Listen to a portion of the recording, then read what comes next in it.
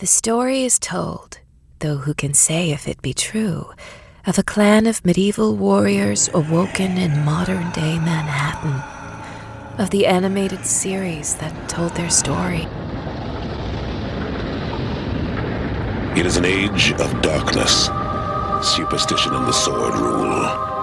It is an age of fear. It is the age of gargoyles. Welcome to Voices from the Eyrie, a Gargoyles podcast. Welcome back, Gargoyles fans, to another episode of Voices from the Eyrie, a Gargoyles podcast. I am your co-host, Greg Bashansky, and joining me as usual is my partner in crime, my co-host, Jennifer L. Anderson. Hello, everyone. How are you today, Jen? I'm doing much better than I was last week, so that's good. That's very good. And we would like to introduce back to the podcast the artist for Gargoyles Bad Guys. She's on this episode for a reason, a pretty obvious one, Corinne Charlebois. Hi, everyone. And how are you today, Corinne? I'm good, generally. There's a bunch of stuff that I want to get resolved, and it's really weighing on my mind. But right now, let's talk about gargoyles. It's a lot more fun. And we would like to reintroduce back to the show. We're really happy he's back on, the composer for the series, Mr. Carl Johnson. Hi, glad to be here. We're very glad to have you here, and we'll say why, especially in a moment. But we want to finally introduce, back as usual, the creator of Gargoyles, Mr. Greg Weisman. Hi, everyone. Hi, Greg. How are you? I'm good. All right, so a little behind-the-scenes story. I mean, and this is on Weisman. This is on Weisman's fault, but it turned out wonderful. So we're planning this episode, and Greg writes to us and says, hey, there's some original music in this. Why don't we invite Carl Johnson on? That was about 24 hours ago, and I was thinking, he's not going to say yes. And, like, we can try. and he said yes. So, Carl, thank you. And here he is. All about last minute. Usually we're not, but it worked out really good this time. So I'm glad that Greg made the suggestion. So because it's good to have you back on. Thank you for the invite. Thank you. So, Carl, it's been about a minute since we last spoke with you. What have you been up to? How have you been? Doing all right. I'm just getting over a cold at the moment, so hopefully I won't have any coughing fits or anything. But doing well. I've been my last project was working on an animated series called Star Trek Lower Decks. I was writing additional music on that, working with Chris Westlake, who was the head composer on it, and it was such a fun project. We got to work with a big orchestra in LA, recording at Sony Studios. So it was kind of a dream gig in a lot of ways. But that finished up last fall, and I've spent actually the last couple of months cleaning my studio and going through old boxes of stuff and doing things that I've been putting off for many months. So glad to be getting that stuff done. Awesome. Love that. Yeah. And Corinne, it's been about a year since we've had you on the show, although you were in the audience for our live podcast and at Convergence this past summer, so it was a delight to see you there. How have you been? I've been good. I've been working a lot. I have been doing a bunch of projects. I've directed one show that's out now, another show that is, the first episodes are coming out very shortly online and will be going to TV for March break. So that's exciting. Aside from that, I have a contract project I'm just waiting for confirmation on to go and do that. And I should be going to teach storyboarding remotely in another country. So that's exciting if it does happen. So that's why I'm a little bit in that waiting for things to happen now. But yeah, aside from that, just directing is a whole lot of fun and I'm having a blast doing it. Wonderful. Awesome. We brought you two on for a couple of reasons. We're going to be discussing the episode Walkabout, and this is a fairly, and you both, well, one influenced Your ones were Corinne, because Corinne went on to draw Gargoyle's Bad Guys about a decade after this episode aired. And Carl, I believe, designed a lot of original music for this episode. And we'll start with Carl and Greg. Greg? Yeah, just to be clear, Carl did original music for every episode. Yes. Yeah. But in those days, for budgetary reasons, not every episode, all the music was original to Carl, but some episodes, Mark Perlman, our music editor, would use our library, all Carl's stuff, but use our library. And I'm sure Mark did some of that on this episode too. But this episode also featured some tracks that were original to this episode. And it's been so long, I don't specifically remember, but we must have, back in the day, 30 years ago, sort of pulled this episode out and said, this one needs some special attention, and budgeted for this episode to have a didgeridoo and to have a theremin and stuff that we hadn't obviously used in other episodes before this. Yeah, there were a few flavors that we really needed for this one that just hadn't happened in any other episode. So it made a lot of sense to score some stuff specifically to it. It's fun stuff. Very cool. And we'll definitely be talking about that through the course of the podcast. One of the things that this episode is also notable for is, and again, this is Corinne's going to come into play here in a moment, but Dingo undergoes a massive amount of character development in the space of 22 minutes, and none of it feels forced. It was just terrific. Jen, the first time we saw this, especially if you remember, what do you think of Dingo's character progress here? Well, Dingo had been so just done with all the antics and the we're evil, kind of vibe that the rest kind of had, and he was just I feel like he was the only sane one left. That's a good way to put it. Yes. And it just made sense that he was getting away from them and getting away.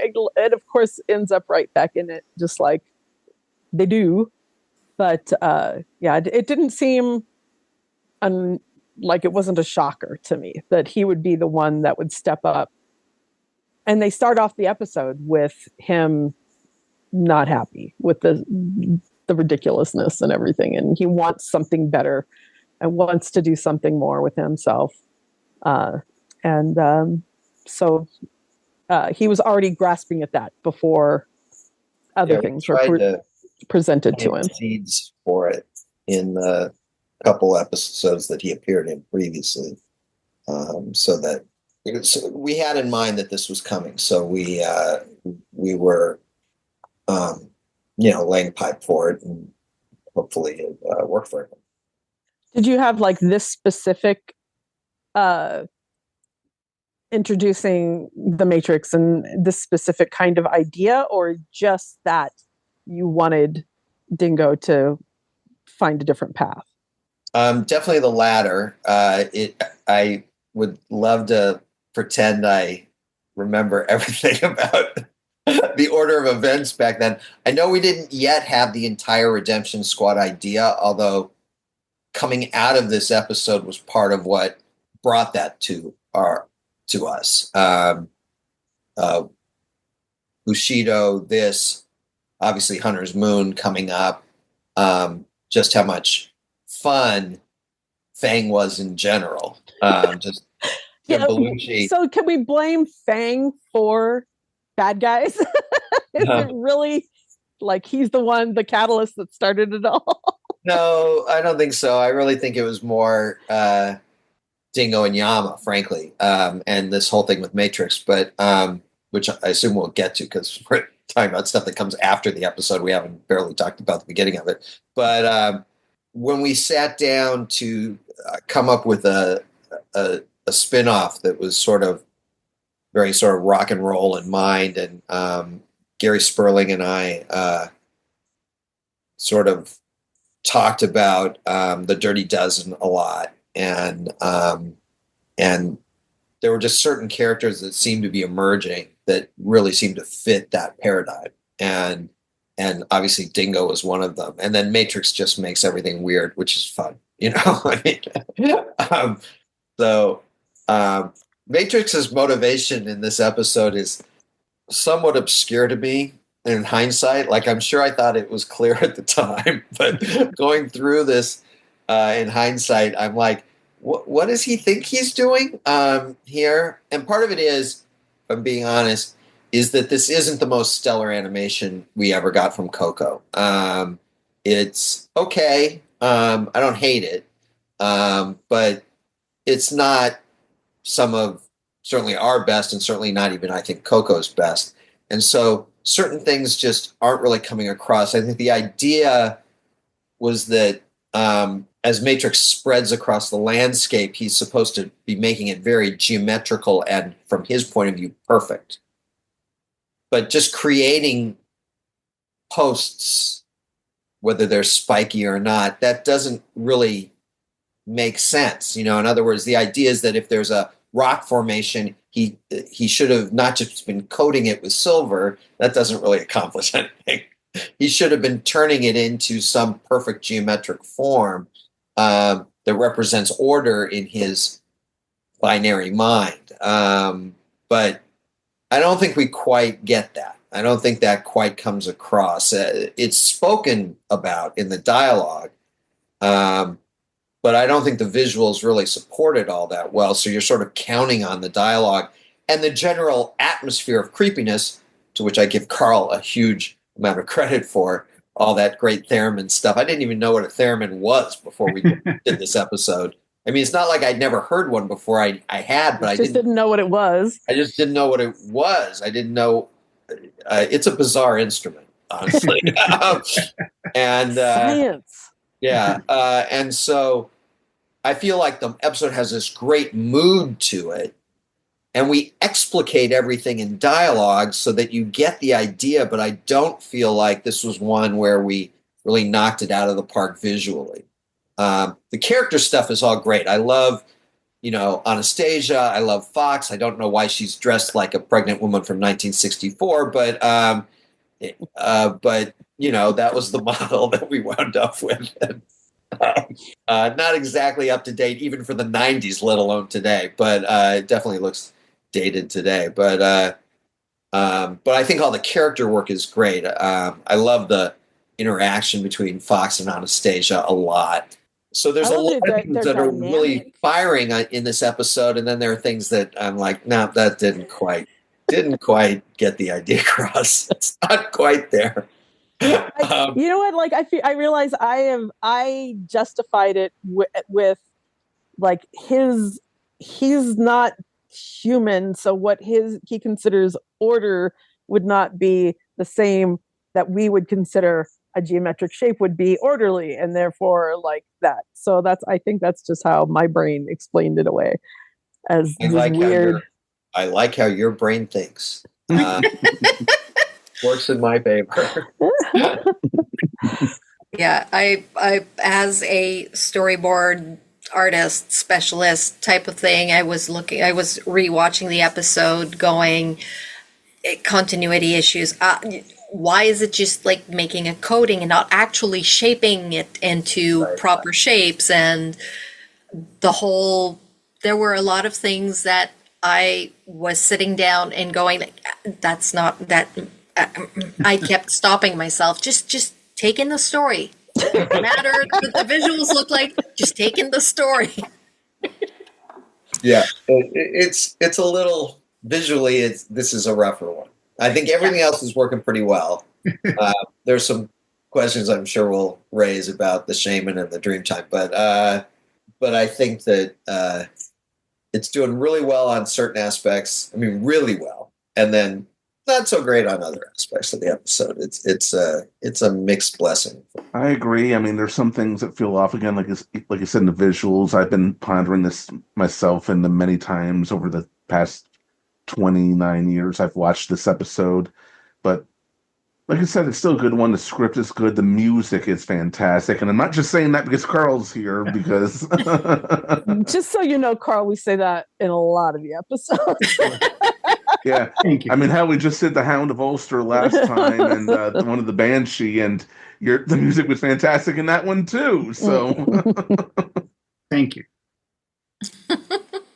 I think I was more bothered by the shaman playing the didgeridoo and then running over to the fire to put the dust on it than the not being geometric shapes. That's weird. There are a number of little moments. There's this moment where Goliath falls and he lands on his back, and then he just abruptly flips over onto his hands and knees, and it's just like, don't know the physics of that. I don't understand. That's part of the continuity issues I was talking about. There's also the fact that, the Matrix has covered the whole landscape, and the next shot that we see the gargoyles, they're walking and there's absolutely nothing there, and it's not like has it receded? Is it gone?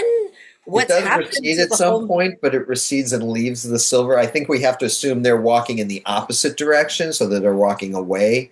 But yes, but storytelling wise, they're going in the direction where the thing came from. I'm not and disagreeing it's like with you. I'm trying to justify it in my head, just as Jennifer was earlier. But like I said, not one of our better visual efforts. But Carl, why don't you talk about the music? please. Well, before I do, though, I just want to say that there's some extraordinary acting in this. I think Keith David really has some amazing performances towards the end. At the end there, his speech to the Matrix is really great. Yeah. I mean, he's always amazing, but he proved it there. Yes, and Kate Mulgrew playing Anastasia was like, she's solid. She's like, I don't know. What? I don't think I ever realized the timbre of her voice until this episode. Like, she's got such a very unique voice, a sound to her, and I didn't really pay attention to that in anything else I've seen her in. But of course, you take her face out of it and you give it a character, and I was just like, that is just a really cool sounding voice. Really good. Yeah, I've been a huge fan of Kate Mulgrew's since long before Voyager. She was Mary Ryan on the daytime soap Ryan's Hope, which I watched religiously in its early years. And she was, without a doubt, the breakout actress, the breakout character in that thing. So when she did get Voyager, I was really psyched about that. And of course, by this time in the show, when we were casting, we were all about getting Star Trek people from every series that existed. So it's we had to get someone from Voyager. And we knew, I guess this is kind of a spoiler, but we knew that Anastasia was Titania. And so, we knew we needed to get her in for Anastasia here. And we let her know that it wasn't just a one-shot thing where she was playing some other character's mom, but that she was actually going to be Titania, Queen of the... Important. Yeah, and she was pretty, I think, psyched about that. But I just also think that she and Laura play off each other. Seriously good. Really good. Yeah. Fox, humor your mother. Yeah. Mother. Mother. You feel like Fox is reverting to her teenage self here. In the presence of her mom. That was great. And I also love that Anastasia's this incredible scientist, particularly once you figure out who Anastasia is, the fact that she was living this human life, but just, using her brain to study this whole other aspect of stuff. She doesn't become a human mystic, she becomes a human scientist. And is sort of incredibly impressive computer scientist. So I like that. I think that was some collaboration with the whole team. Michael and Steve Perry and myself and Gary Carey and Brennan Lydia and Frank and I just sort of figuring out who we wanted Titania to be as a human for this millennium when she was more or less undercover.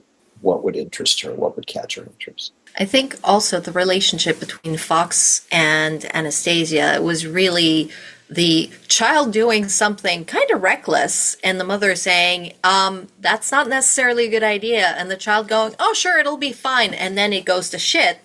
And that's where mom is like, told you so. That stove's going to be hot. Yeah. I mean, she's only talking about the possibility of reshaping the entire planet to suit her and David's needs. What could go wrong? Yeah. Which, pretty megalomaniacal, even by Xanatos standards. Pretty creepy. To circle back to Carl, we mentioned the theremin earlier and how Greg said he didn't know what a theremin was, and I'll be honest, I still don't know what a theremin is. So for the benefit of our audience, talk a little bit about creating the music for this. What is a theremin? Yeah, well, I had completely forgotten that we used that sound in this, and it caught me by surprise. It's a theremin is one of the very first electronic musical instruments. It was invented in, I think, the early 1950s, maybe late 1940s. And it's heard in a lot of sort of B-movie horror movies from the 1950s. It's that just sort of whistly. Exactly, that's the one. But it's interesting to watch somebody play a real theremin that you actually don't touch it. And it has two little antennae that create sort of a field, a magnetic field, and you move your hand in the field to adjust the pitch and the volume and the sound. And it's a very difficult instrument to play. There are still people who specialize in playing the theremin. You remember who played it for us? No, and going back and I looked at the scores, and usually when people try to recreate the sound of a theremin, they do it on a keyboard, and it's not real difficult to approximate. But for this one, I'd forgotten that part of our orchestra was a guy who plays something called an electronic valve instrument. And it was very popular in the 80s and 90s. But what it was is something that is shaped kind of like a trumpet. And it had three keys on the top and then a little cylinder that rotated on the bottom. And the player would blow air into it, but then it would create an electronic signal that goes into a synthesizer and creates a pitch. And a really skilled player can make it sound very convincing. And I had forgotten that we actually had the EVI player do a theremin sound, and it was great. It was very organic sounding, if that can be such a thing, and it worked really well. The same player did the flute, like the alto flute solos, when we have the shaman on screen for his theme. But really beautifully played, very, very expressive.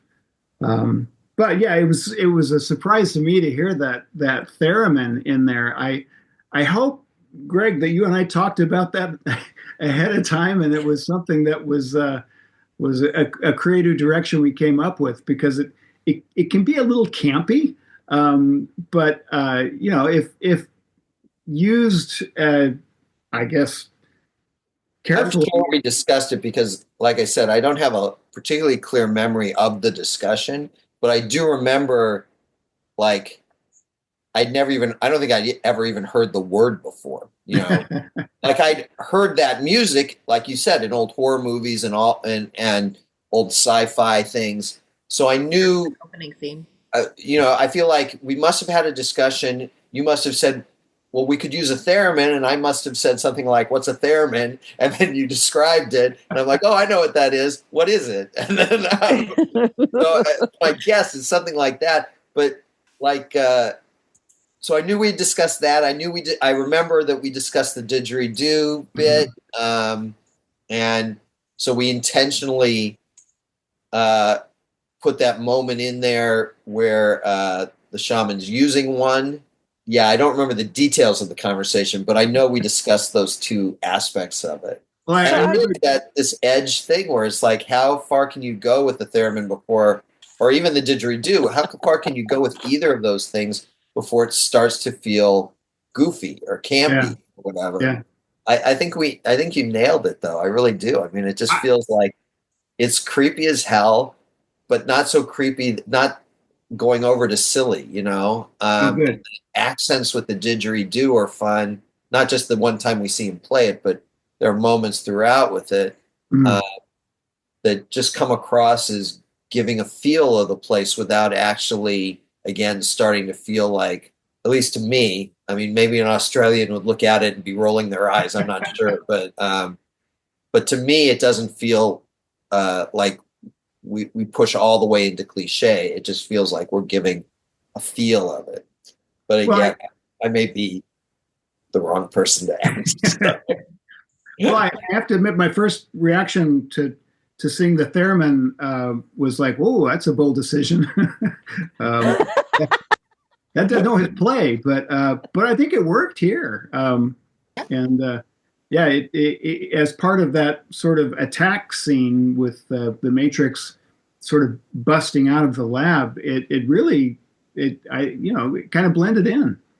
And the didgeridoo stuff was a lot of fun. It's one of those instruments that it's very difficult to incorporate a live didgeridoo into a real ensemble because everyone is unique and they don't always tune to notes that it's kind of like bagpipes that the pitch of a bagpipe is number one always moving and number two doesn't usually match anyone else in the orchestra.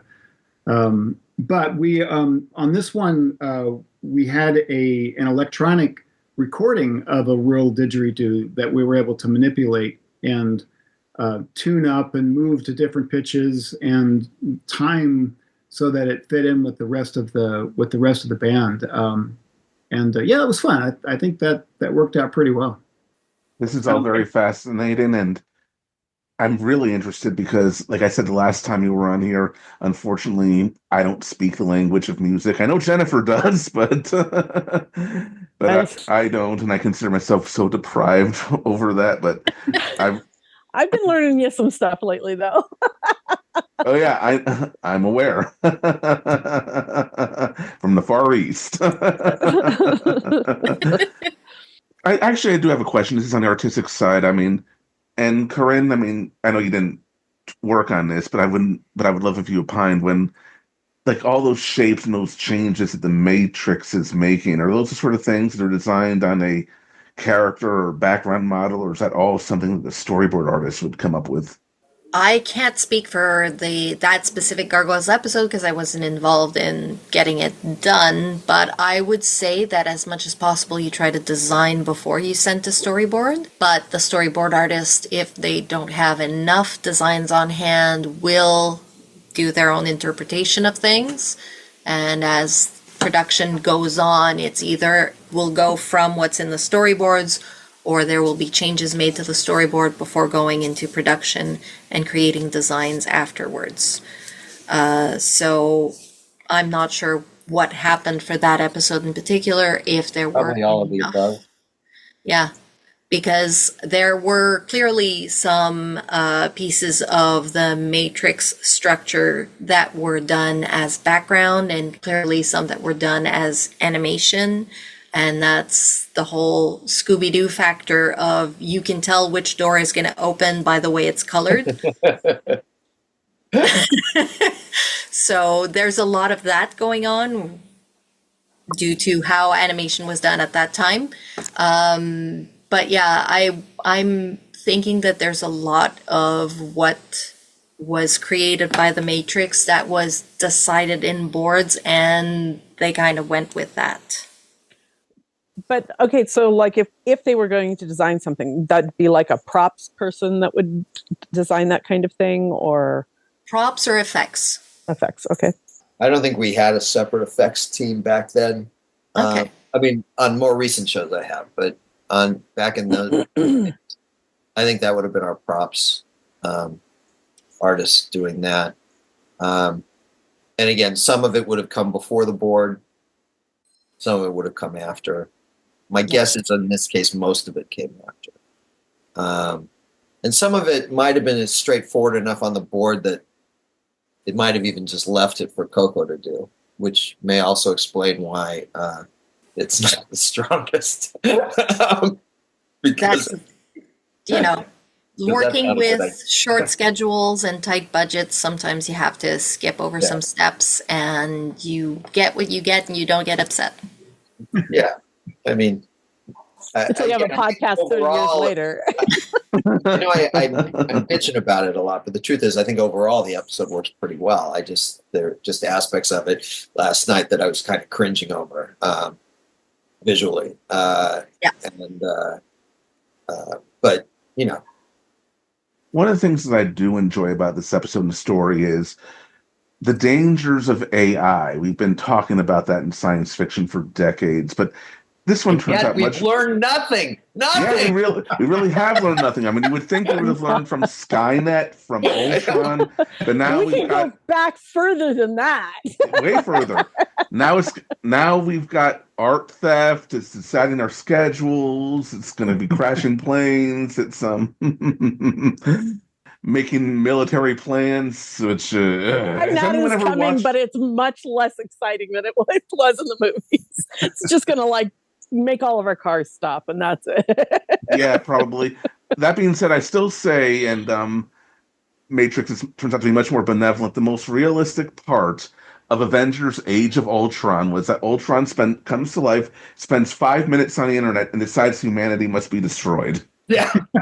They've had actual AI that did that they put it out into the internet, and it was sorry, humanity's got to go. And then they're like, let's unplug that guy. It's actually happened. So I don't know if you guys have been watching Marvel's What If. Mm-hmm.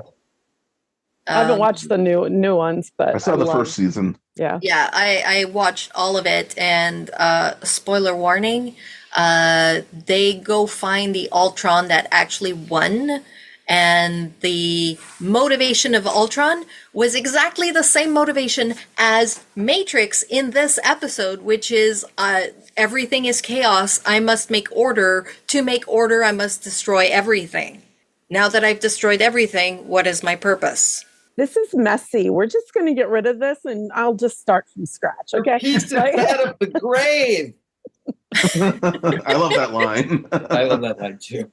Well, I mean, I love that line when Keith says it. Yes. He says it better than you do. There's certain lines that you're like, oh no, that's too cheesy. And then Keith says it's no, it works. It's good. There's something about that voice quality that makes the cheesiest lines. He just elevates it all. Deep poetry. Yeah. And then to add to the menace, even though he's not in the episode, Dingo has this line about how Coyote used to say that nanites were the way of the future, and you're watching this Grey Goose scenario, and that makes me wonder, what the hell is that robot going to be up to in the future? Because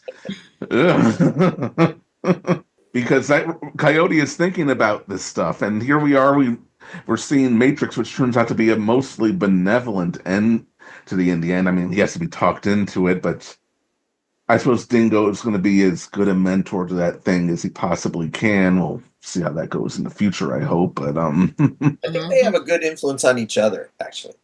I think so too. They're both good for each other. Perfect symbiotic relationship. Love it. Takes two to be codependent. All right. I loved Grey Goo scenario. That is Michael Reevesism. I mean, I don't know if he made that up or if he knew about it or whatever. He did not make that up. He didn't make it up. It's very that's... China syndrome-y, I just assumed it was like some spin-off of that, like that gray goose scenario. That was absolutely Michael. I mean, that I remember fairly clearly is him. Oh, it's the gray goose scenario. I'm like, okay, what's that? Everything is covered in gray goo. The way Anastasia explains it in the episode, basically.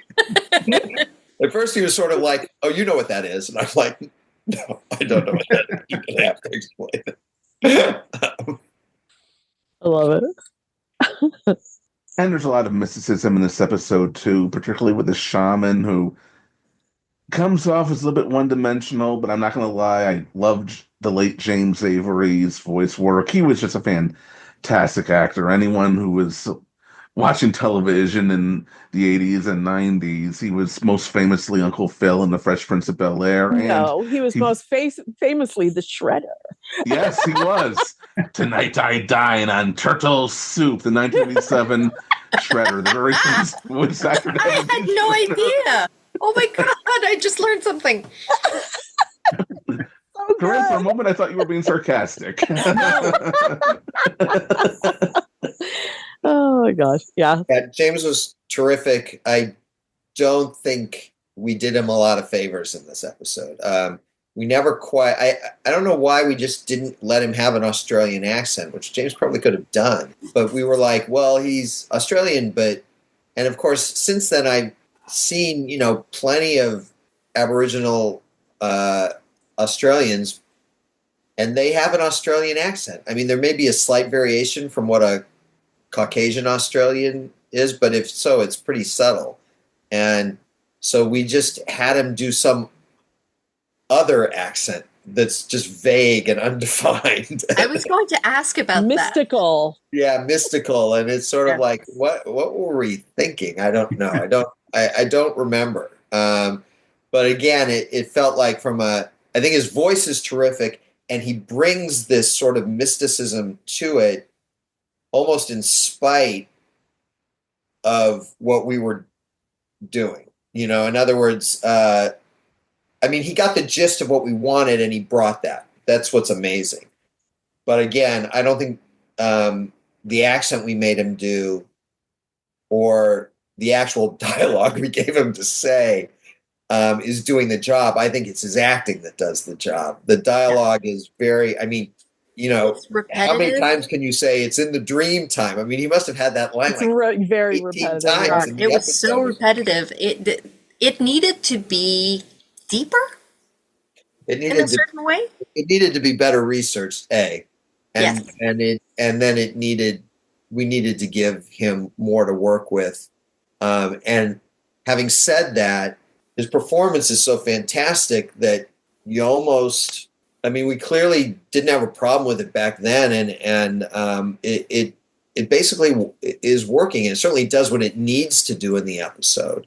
It's just, I really, credit him, not Jamie this time, because Jamie had to have been part of the whole accent discussion one way or another. So he's as much to blame as I am. Greg, you've been waiting for this. You've been waiting to trash on Jamie. Blame it on him. You've been waiting. I'm not blaming on him. I'll take the blame. I'm just saying that he didn't fix it. But James brought something to that. That again just was a step beyond what was actually on the page, and yet it's what we wanted. So he brought what we needed to that role. He just he had to find it himself, I think, because it's not effectively on the page, unfortunately. And in the interim, I've done again. The internet is a horrible and wonderful thing simultaneously. And so I've done a lot of research on Dreamtime since we made that episode, but we didn't really the internet didn't exist in the same way back then. And so our ability to research on the kind of schedules that we were on was limited. And so our depiction of the Dreamtime, I think, is really interesting. And I think there was a way to do what we were wanting to do that made more sense in terms of could have been more authentic. to the culture that we were absconding over, or whatever, however you want to put it.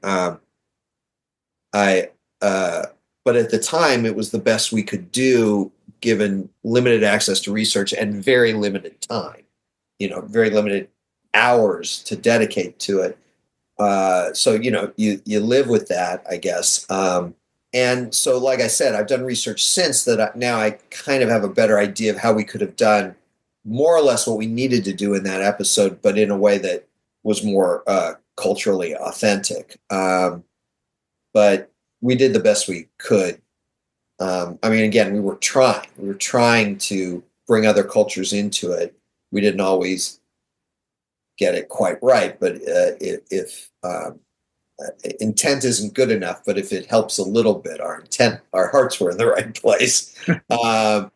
And again, I give James a lot of credit, and I do think some of the best visuals in the episode are in that Dreamtime sequence. That shot of Dingo diving into the ground like liquid. The ripples of the ripples and everything. I think that's very visually effective. I think Goliath summoning a shield out of nowhere, which is, his medieval mindset, and then summoning up Brooklyn, Lexington, Broadway, and Hudson to help him. All of that, I felt, from a visual standpoint, is working very effectively. It's an interesting action sequence. It's not typical of our show, I think, but it's sort of fascinating to me, and I think worked much better than just, again, the sort of gray goose stuff that, in our case, silver goo stuff that goes on for the first two acts. I think the third act action is visually much more effective and much more interesting. And my guess is, I don't know this, it's a good question for Dennis Woodyard if he still remembers, but is that just we focused more attention on making sure that last act, really kicked ass. And that's maybe why some of the stuff in the first two acts isn't quite as strong. But I'm not sure about that. I can't remember. It's just too long ago. This is another bit of folklore that I'm not quite that familiar with. So to our listeners, I've got a note here. If this is inaccurate, I apologize. The Australian Aboriginal belief that Dreamtime is not actually another dimension, but rather the time when the world was newly created and the events took place that shaped humans, animals, plants, and the earth itself as we know them today, a sort of mythic age. So there is a line that might be accidentally accurate in this case. If that when the shaman sees the gargoyles and it says you're from the dream time, well, if their species predates humanity, then I don't think that was accidental necessarily. I just think that we stretched the meaning of it. Now, again, in some of the research I've done since, the idea of the dream time only being a pre-age is only part of its definition as well. There's also a definition of the dream time that refers to it as the everywhen. So there was probably a way, like I said, I don't think we viewed it as another dimension. I think we viewed it as a spiritual dimension. And I think there's an aspect of that fits, but we didn't quite articulate it correctly, certainly, for sure. And we didn't, and it's not culturally authentic the way we presented it. And if I did another story involving that, I'd have to do even more research because I'd want to, and I'd be bringing in people who actually knew what they were talking about. I wouldn't just be reading Wikipedia. I'd find people who actually know. But again, it was, limited resources under tremendous time constraints. So we got what we got. I have a question. Whose idea was it to put Waldo on the big mechanical arms? Yes. Might have been mine. It might have been Reeves. It might have been Steve Perry's. It might have been the board artist. I don't know. Nice nod. Yeah. For our listeners who don't know, Waldo was the name of Robert A. Heinlein's story.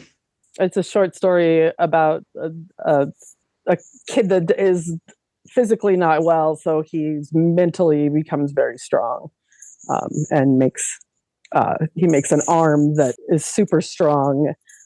So it was cool to see the mechanical arm be Waldo. Yeah, we weren't the first one to borrow from that. Everybody has. NASA has. The right, Muppets. Yeah, it's a thing. Everyone calls those things Waldos now. I mean, that's the origin of it, the Heinlein story. But it by the time even we were doing it, I think that was just what you called those arms. I like that it's actually written on there. Yeah. I also like that in Matrix's imagination, like Goliath is pulling up Hudson, etc. Dingo is getting even cooler armor than the armor he has with bigger cannon. But Matrix is also using his imagination to manipulate the dream time, and he's creating Waldos to do all this stuff for him. Because that's what he knows. Yeah, exactly. Yeah.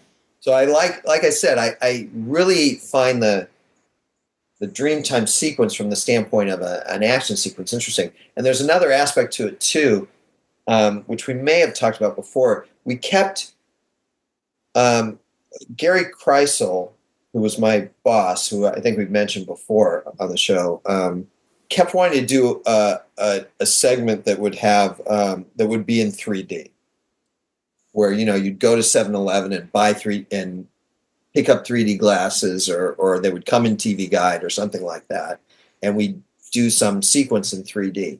And there were multiple times where we were told, you've got to design this sequence for 3D. So, for example, there's the episode where we go inside Coldstone's head.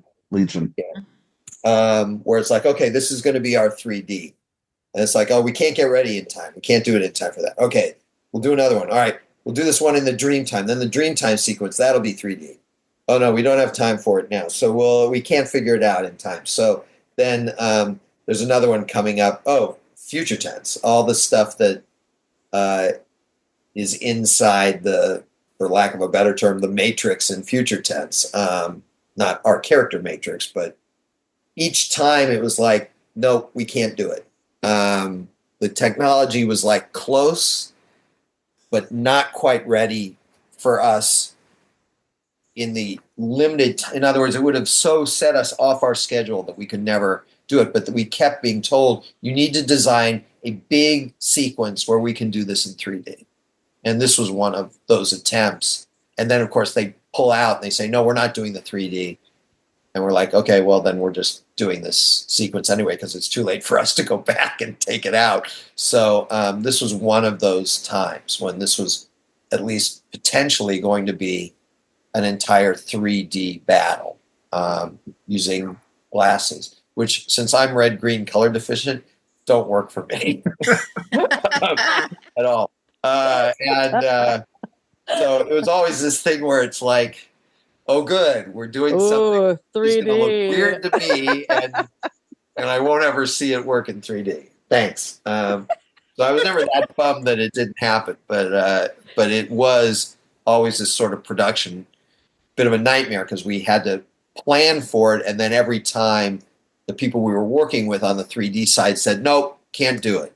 And there was always this aspect of, really wish you'd told us that in advance. As opposed to as a fan, as a viewer, I gotta say this. Gary Kreisel, if you're listening, thank you so much for suggesting that Goliath requested the Magus turn him to stone, but the 3D thing would have been dumb. I'm glad it didn't happen. Yeah, I think I'm with the no 3D thing. It might have been cool. I have no idea. It wouldn't have been cool for me, but not as cool as a theremin. Not as cool. No, so there's no 3D in future tense, but I do know, especially now that I know what it is, the theremin comes back during that sequence in future tense. So we'll talk about that again later. But then it's in the library, so That's right. Yeah. I was going to say the problem with having a 3D sequence is that the replayability of that 3D containing episode is difficult because it requires people to say, oh, this is the episode where I need the 3D glasses. How do you tell people you need 3D glasses to watch that episode on reruns? And all that. So that makes it a problem. It would have been a problem. I mean, the whole thing was like, so they showed us a sequence, not of gargoyles, but of something that they were making, and we're like, again, it didn't work for me, but everyone's like, oh wow, that looks amazing. I mean, it wasn't. I can't explain it because this was very much a red-blue thing, you know, and I'm red color deficient, so it was not working for me. But it wasn't just like Gary. It was like a bunch of people going, oh my God, this is incredibly cool. We've got to do this. But we could never make it work on any kind of schedule that we were on. So, you know, but you're right, Corinne. I don't know. I'm trying to remember if there was some plan like that we were doing two versions, one that just played the way you see it now and one where it was color-coded so that it worked with 3D so that for future airings it wouldn't have 3D just for the first airing. I don't remember now, but I know that came up, but I don't remember what the answer was about it because ultimately it all became moot. They just couldn't do it fast enough. And we couldn't accommodate them enough to make it workable. But there were at least 3 times where it's like, okay, we got to do this. But stuff like that happened on the show all the time. I mean, you know, again, the whole Pack helicopter becoming a Gargoyles helicopter was because Kenner's like, we have to have a helicopter. And then they didn't end up making the helicopter toy. Or we had this whole thing where we were supposed to do this crossover with Tower of Terror, which ultimately became the Hotel Cabal in the episode Revelations. But initially it was supposed to be this crossover with Tower of Terror. And then they're like, oh, no, we don't want to do that. And we're like, you know, these sort of things where it's like we go down this path and then the quote-unquote partners we're supposed to be working with go, no, sorry. But we're too far down the path to walk it back at that point. Walk it back, so we just find some way to make it fit more or less. And this was a situation. And again, I don't think the show suffered for it because, again, this is the coolest sequence in the episode. And the stuff in Legion and the stuff in Future Tense is all really cool too. So it's not like I regret it, but I do remember that there were moments like that where they're like, you have to do this. So we jump through hoops to do what they ask us to do. And then the people we're doing it with go, oh no, we can't do that.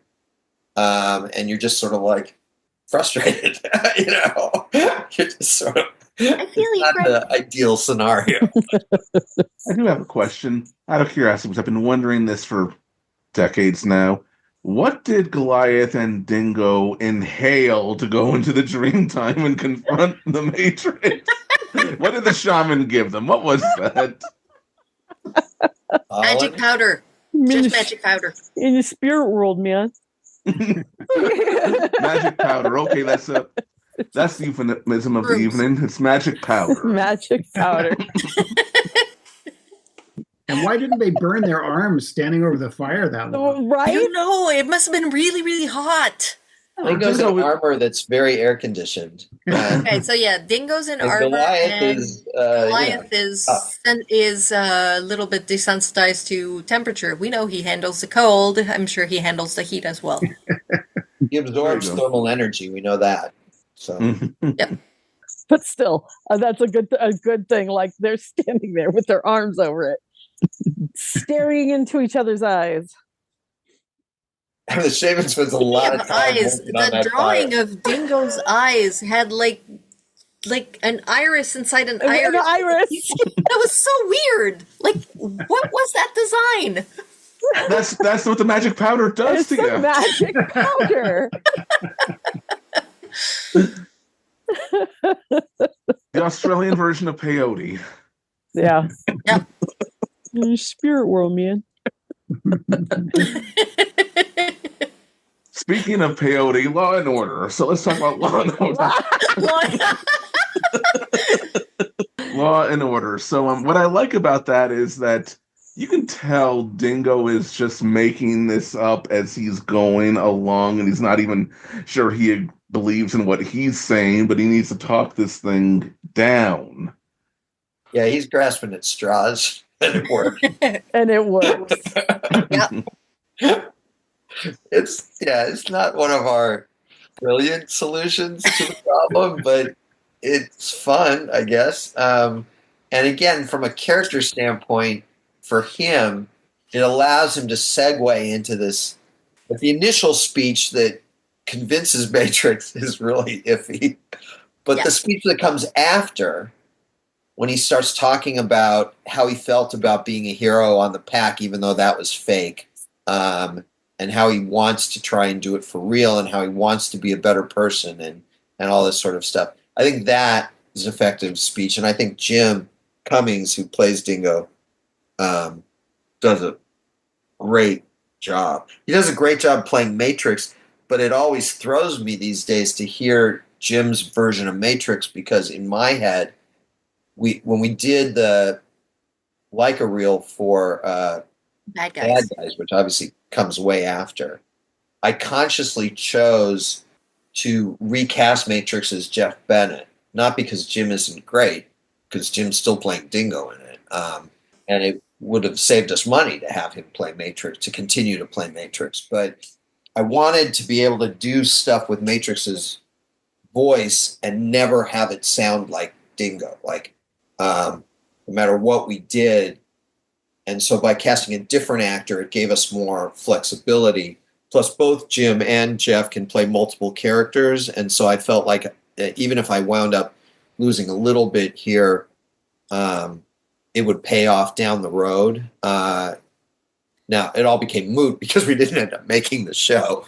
But in my mind, when I hear Matrix's voice, I find, that I'm hearing the Jeff Bennett version of Matrix, which is only subtly different. It's not like a huge change, but I hear the Jeff Bennett and so when I watched the episode last night and I hear Jim doing Matrix, it actually knocked me back a tiny bit, just because I'm like, oh yeah, that's right, Jim did Matrix originally, and it sounds different enough, at least to my ear, that it caught me a little off guard. So I guess, like when I wrote Bad Guys and wrote Matrix in the comic book, the voice in my ear was Jeff's version, not Jim's version. And again, the difference is very subtle, but I guess that's just become the version that I think of. But of course, when I write Dingo, I definitely am thinking of Jim. So We've never really talked about Jim Cummings as a voice actor, so now is the time to do that. He is just fantastic. I mean, how many roles has he done over the decades? I mean, I'm thinking of, you've got obviously it's Darkwing Duck, Fat Cat on Rescue Rangers, Don Carnage and its 1,000 accents. Oh, Don Carnage. And fantastic. I had this character in my Reign of the Ghosts books, Mac, who very consciously sounds like W.C. Fields. And, a modern audience doesn't necessarily know what W.C. Fields sounds like, but I do. And I'm like, okay, I need someone who can do W.C. Fields. And I'm like, Jim Cummings, And I've used Jim in every show I've ever done, which Gargoyles, obviously, Young Justice. Jim is phenomenal and so much fun to work with. Comes to every session with his drumsticks, like he's ready to play the drums, even though there are no drums. But just and he's just an incredibly nice guy. Drums. He's ready. He's ready to play. And he also does all these non-human sounds. I can't. On so many things I've been working on, there's this like a growl or something very non-human sounding, and it always ends up being Jim Cummings. Well, only two people and Frank auditioned for Bronx. Yeah, Frank Welker. Frank Welker and Jim Cummings. Hmm. And Jim Cummings auditioned and said, "You're giving this to Frank, aren't you?" And I was like, yes. I mean, yeah, and Frank is fantastic as Bronx and did a bunch of other voices for us too. But yeah, nowadays I'd add in D. Bradley Baker. I was going to say that one too. Yep. But those are the big three, without a doubt, in terms of non-human stuff. There's Frank, there's D, there's Jim. Without a doubt. I love that story about Cass and Bronx. Negaduck knew it was going to be Megatron. So, God, yeah. But no, they're both legends. They're both terrific voice actors, and I think we're gonna begin wrapping things up. Carl, do you have any other thoughts on the work you did for this episode? No, it was really fun to go back and listen to it. There was one surprise. Listening to the very beginning of the episode, I came up with a new theme for this one, and listening to it, I was thinking, wow, that sounds like something right out of one of the Marvel movies. I mean, it sounds like one of Alan Silvestri's themes. And, my first reaction is, oh, yikes, did I subconsciously steal that? But then I realized, well, no, this predated it by a few years. So he took it from you.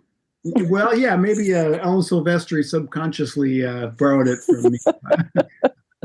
That'll be my thought for falling to sleep this evening.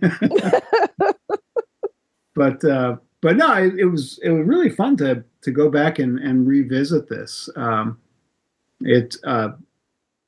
think probably the most I've used a didgeridoo in any episode of anything. Love it. I want to know how, do you have to audition for the didgeridoo? It's either this note or this note.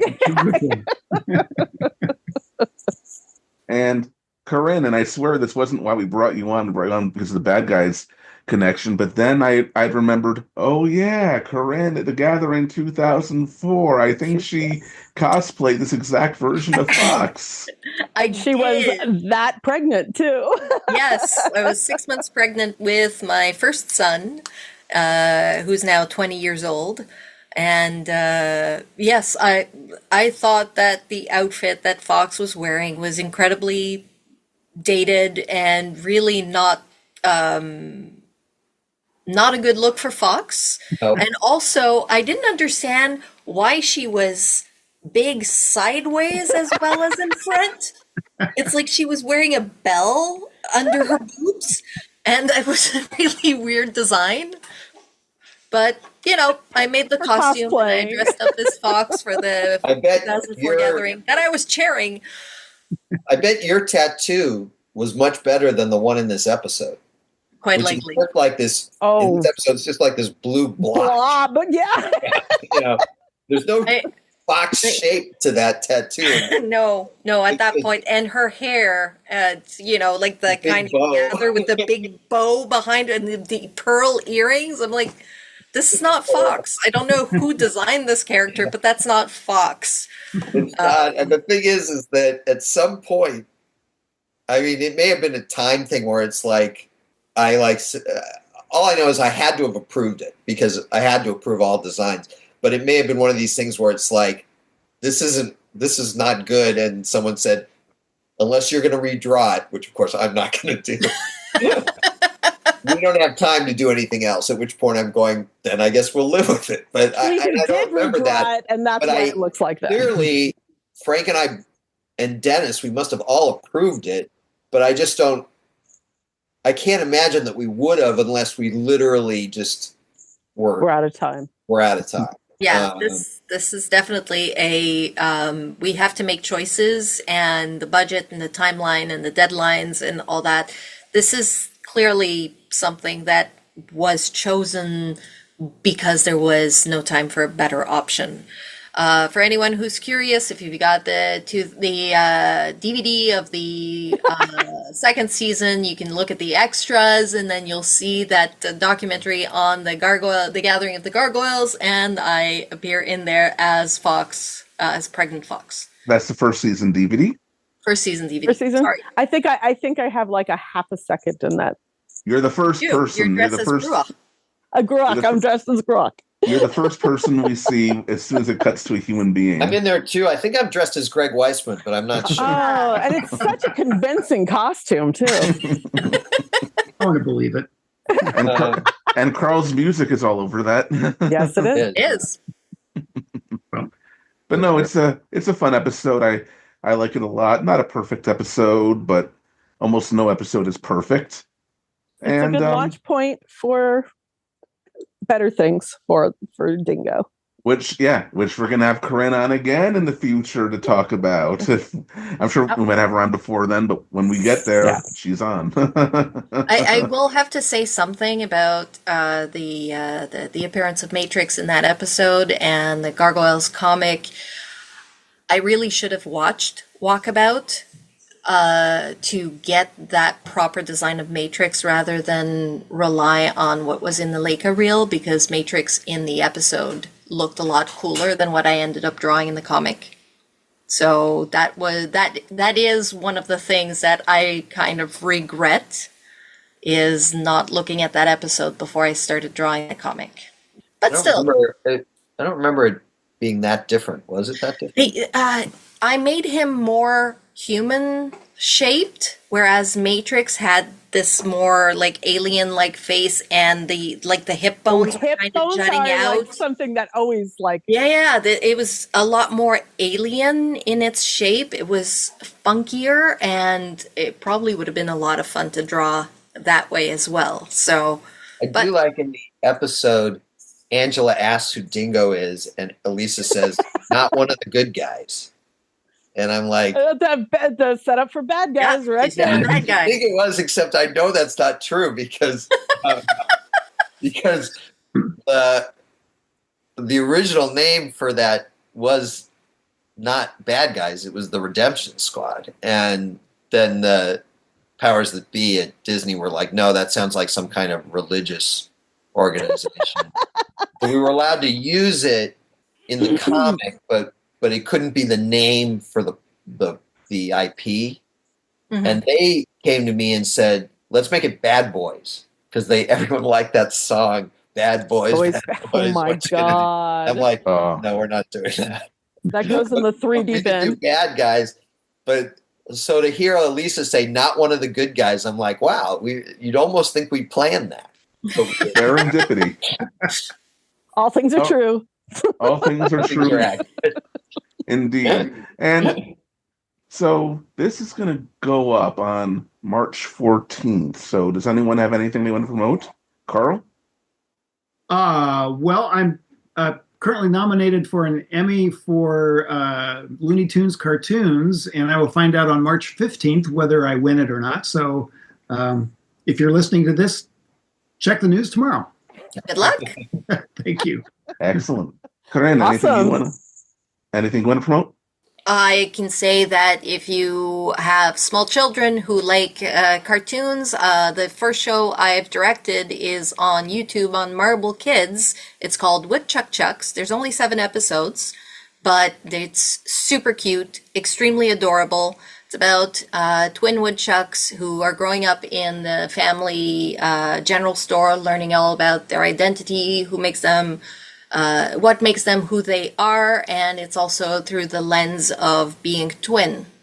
So that's, a fun little show.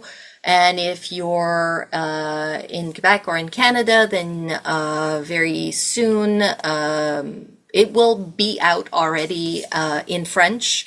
The second show I'm directing, called Mini John and Mini Maple in English, Mini Jean and Mini Bulle in French. 3rd season is coming out. That's the season I am directing. So the first few episodes of that season is coming out for March break. And so you can get that online on 2.tv. All right. And Greg, March 14th, anything you want to promote? By March 14th, I think Spectacular Spider-Man number 13 will have dropped. So if you haven't picked up the first 13 issues of Spectacular Spider-Man, what are you waiting for? When is Free Comic Book Day? May 3rd. First weekend of May. Okay, so won't be out. Demona Zero won't be out yet. But promote it anyway. But yeah, we've got Demona Zero coming out in May for Free Comic Book Day, and it's free, so you have no excuse not to pick that up. And there's a couple of pretty big, cool revelations in that, and it's the prologue to the Demona 5-issue miniseries that Dynamite's putting out. And I think that's it. Can't think of anything else. Just want to There's other stuff in the works, but too soon to talk about. Nice. Well, we're looking forward to all that. And I just want to say, as of today, and this recording, the press release went out for the Demona miniseries, and we finally saw some of that Frank Paur and Robbie Bavard art. And my God, love it. I love it. Yeah. It's gorgeous. And beautiful. I'm very happy that Robbie got back into doing colors on Gargoyles comics. Yeah, I think they all are. I've been pushing for Robbie since day one, and there's always been some reason in terms of various artists why it didn't work out. But Frank and I both really wanted Robbie on the book, and I think Nate's really happy with. I don't know how you couldn't be, but Nate's really happy with what. I know Frank is thrilled, and Frank hadn't worked with Robbie before. He just saw what Robbie had done in the past. But Robbie's done great work, like in the comics. But we've also collaborated on some Gargoyles pieces, and he's done fantastic colors on my art. So definitely, if Nate is still looking for comic book for artists for covers or anything like that, hey, I'm still available and still willing. I mean, let him know. I know you know, but I'm gonna, I mean, I've told him. Manifest destiny here. We've told him. Yeah, I think that'd be great. But yeah, the stuff that Frank is penciling and inking and Robbie's coloring on Demona is just knocking me out. Really great looking stuff. And great to be working with both of them again. Let's put some music to those. Yeah. Yes. Read a comic and music shows up. And voices and sound effects and everything. Clearly, we need to get Josh Keaton to produce something. Wait, he wasn't on Gargoyles. Never mind. I love it when he does that, too. Me too. All right. So, again, I want to thank our guests. Corinne, thank you for coming back on. Carl, thank you for coming back on. It was especially with such short notice, it was so great to talk to you again. Thank you for those tracks you sent us our way earlier. So we love those. And Greg, as always, thank you for everything you do. Jennifer, I cannot do this without you. Thank you again for everything, always, and for putting up with me. Someone's got to keep you organized. Yes, you do. You really do. Again, I know I keep saying this, but the one time she wasn't on, it was... You guys listening don't understand. All I do is yell at the two Gregs all the time. I don't know why they're my friend. I love them both, but I yell at them constantly. All right.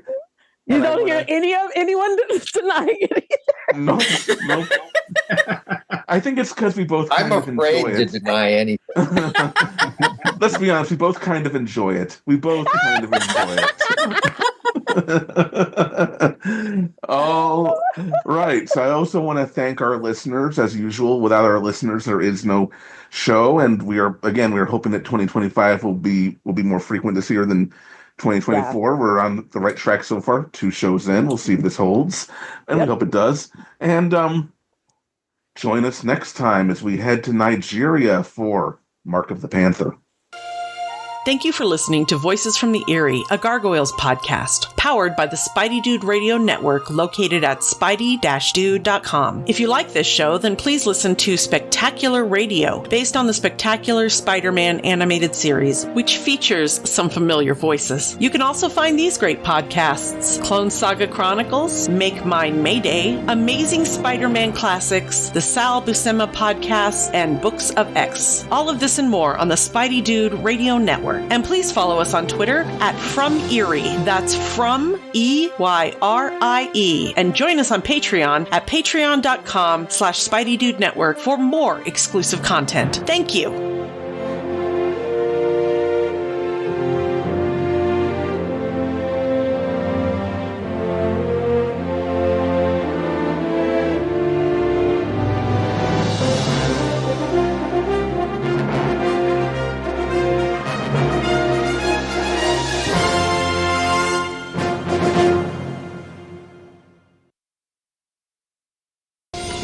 why not? Always did fancy a trip to Disneyland.